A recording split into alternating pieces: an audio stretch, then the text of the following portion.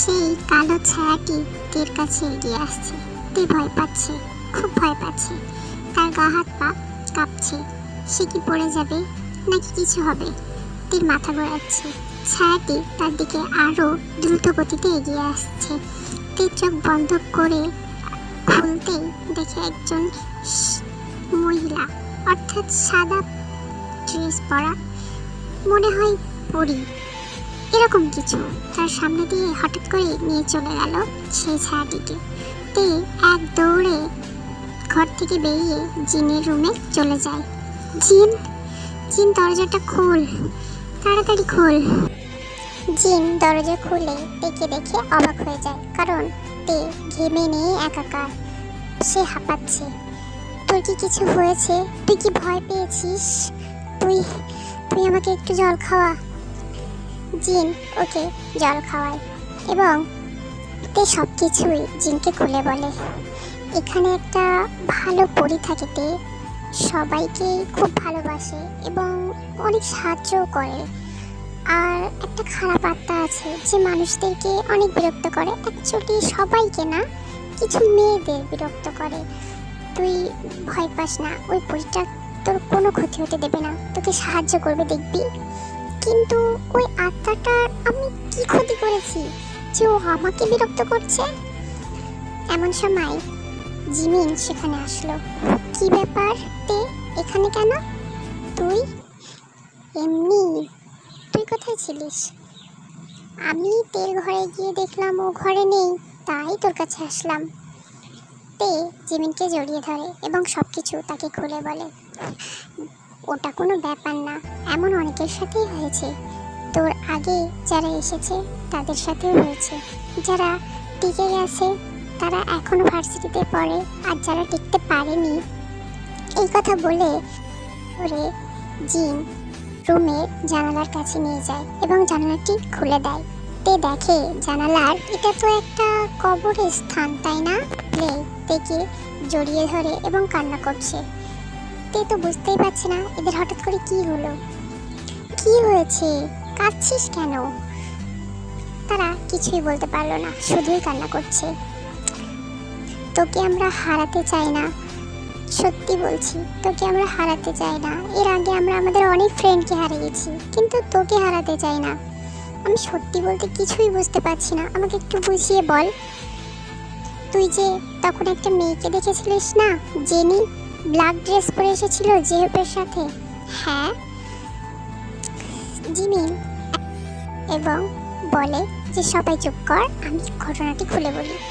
ওই যে জেনি, ও নয়, মানেটা কি? হ্যাঁ রে, ও অনেক বড় একজন জাদুকরী আত্মা। বাবা গো, ভূত নাকি? হ্যাঁ, তুই যদি তাই ভাবিস তাহলে তাই, কিন্তু আমি তো ওর সাথে কথা পর্যন্ত বলিনি। হ্যাঁ বলিসনি, কিন্তু ওর সাথে কথা বলার দরকার নেই তো। শোন, ও খুব ভালো মেয়ে ছিল। ও এই ভার্সিটিতে এসেছিল, খুব সাধারণ মেয়ে ছিল। ওকে চিনতাম, জানতাম ভালো। ওর মামা ছিল জাদুকর, ব্ল্যাক ম্যাজিক করতো। হঠাৎ আমরা জানতে পারি যে ও জিহপের সঙ্গে রিলেশনে আছে, প্রায় অনেক দিন হয়েছে। তারপর আজকেতে একটা নতুন মেয়ে আসে, তার নাম হলো আরিয়া। জিহপ তার সঙ্গে রিলেশনে ছিল, এটাও আমরা জানতে পারি। অ্যাকচুয়ালি থর জেনিকে সবার সামনে জিহপ গোলাপ দিয়ে আই লাভ ইউ বলে প্রপোজ করেছিল, বুঝলি? তো সেই একই পজিশনে, একই ব্যাপারে, একই রকমভাবে সে আরিয়াকেও প্রপোজ করেছে এবং কিস করেছে। এবং এরকমটা করতে জেনি দেখে ফেলেছিল এবং জেনি সেটা মেনে নিতে পারেনি, সেজন্য সে সুসাইড করে। কিন্তু তার মামা তাকে ফিরিয়ে আনতে চেয়েছিল এবং তাকে তো এবার ফিরিয়ে আনা সম্ভব না। তো তার আত্মাকে জাগৃত করে এবং তার সমস্ত শক্তি দিয়ে সে আত্মাকে ফিরিয়ে আনে। এরপরে নিজে নিজে হত্যা হয়ে যায়, মানে হত্যা হয়ে যায় বলতে নিজে নিজে সুসাইড করেছে আর কি, বুঝলি?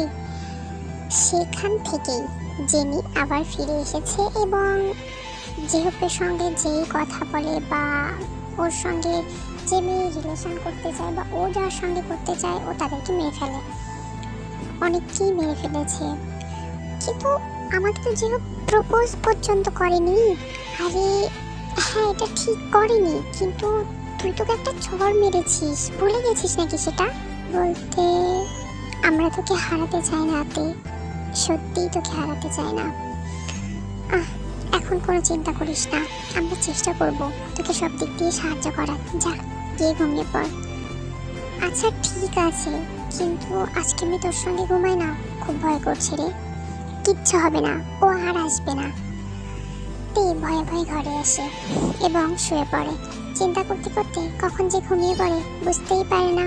পরের দিন সকালে উঠে সে রেডি হয়, একটা সাদা গাউন, গলায় কালো ওড়না, ব্যাগ হাতে নিয়ে বেরিয়ে পড়ে ভার্সিটির উদ্দেশ্যে। সবাই মিলে ভার্সিটিতে পৌঁছায়, ক্লাস করে। ব্রেক টাইমে একটা মেয়ে ইচ্ছে করেই তের গায়ে সুপ ফেলে দেয়। ও সরি, আমি বুঝতে পারিনি তে। ওকে ঠিক আছে।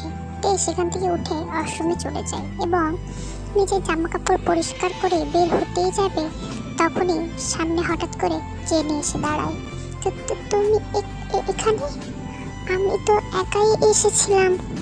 হ্যাঁ একাই এসেছিলে, তো আমাকে আসার জন্য কি দরজা খুলে অভিনন্দন করতে হবে? কাল রাতে তো তোমার কাছে গিয়েছিলাম তে, ভুলে গেছো বুঝি?